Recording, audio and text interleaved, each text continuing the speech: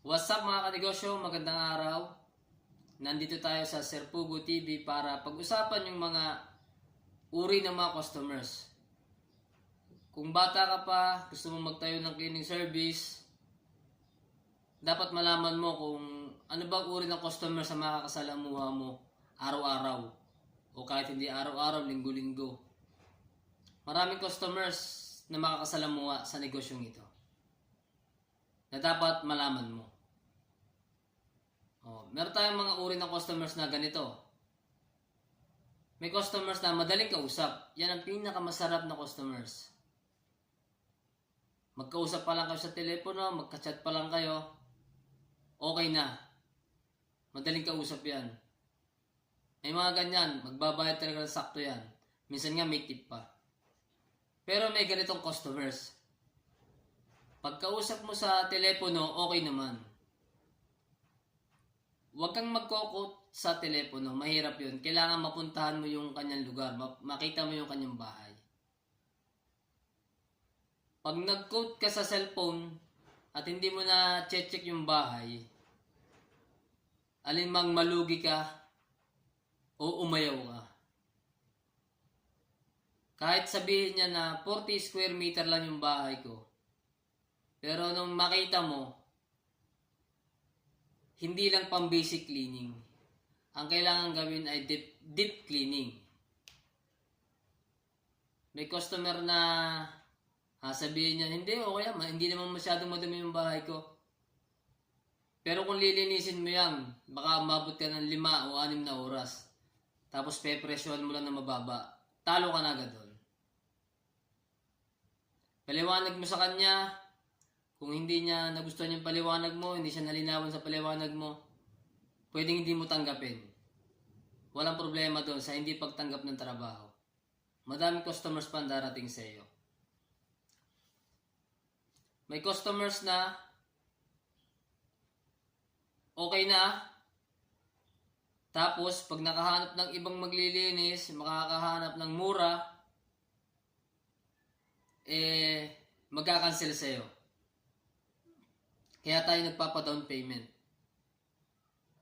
Kailangan sa 24 hours bago siya makapag-cancel. Hindi pwedeng mag-cancel on time. Pag nadyan ka na magka-cancel, hindi na pwede yan. May customers na ganyan. Huwag ka nang pumunta dito. May nakuha na akong mas mura. Okay lang. At least, di ba, kaya nga tayo nagpapa-down payment. May kontrata tayo, napipirmahan nila. Para hindi ka malugi. Bawa na, doon ka na, biglang mag-cancel, bumiyahe ka ng malayo. Talo ka na. Kaya dapat, mag-cancel sila 24 hours bago ka pumunta. Kung nakapunta ka na at nag-cancel siya, hindi ka natalo kasi may down payment na yun. May kontrata kayo na pwede mong i-present sa kanya. Magkakaintindihan kayo sa mga usapan, sa maliwanag na usapan.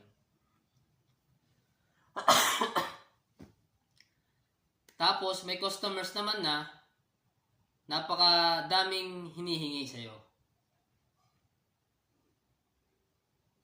Yung kontrata nyo, loob lang ng bahay, biglang pag natapos, yung loob ng bahay at natapos mo siya in 4 to 5 hours, biglang hihiling yan na bakit hindi kasama yung labas.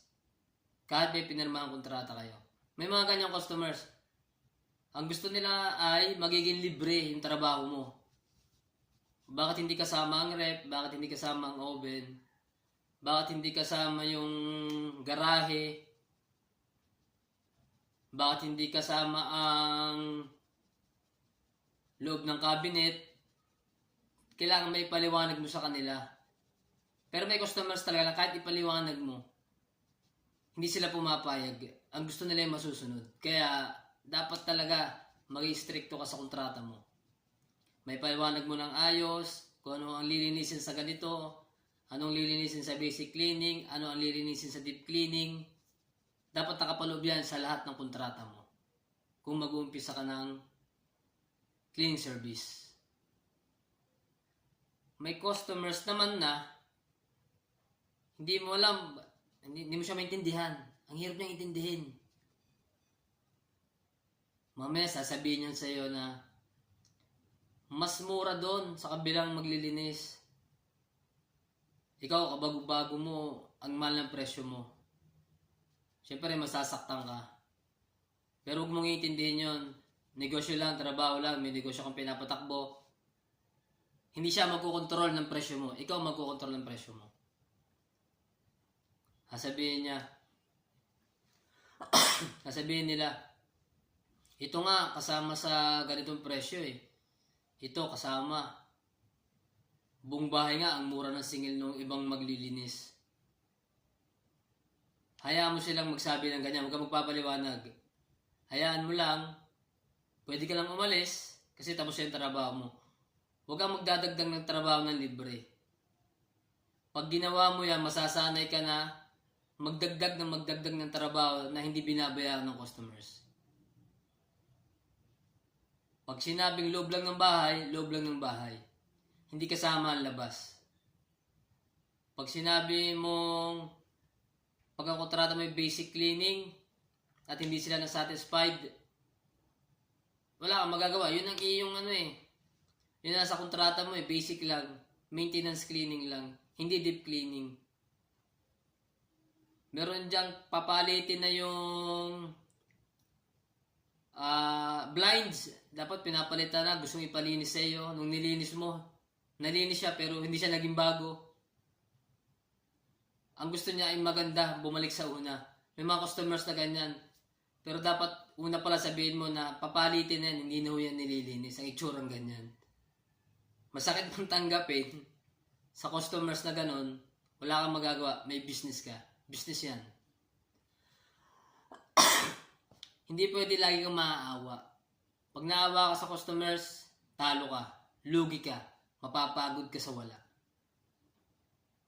Kaya dapat yung kontrata mo ay mapirmahan at may paliwanag mo ng ayos. Madaming customers talaga dyan. Marami ka pang customers na makakasalamuha. May customers naman na pwede, gusto niya, bukas na ang bayad. Kaya lang, pag ganyan, natapos ang trabaho mo, at sinabi niyang bukas, wala na yun. Mahirap na yun. Mahirap na singilin yun. Kaya dapat ready ka talaga.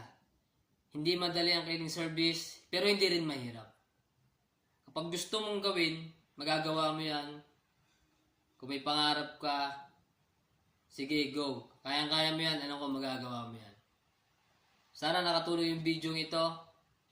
Kung nakatulong man sa inyo, sa mga gustong magtayo ng cleaning service, like and subscribe, okay lang. Kung wala naman, okay lang din. Salamat sa pakikinig.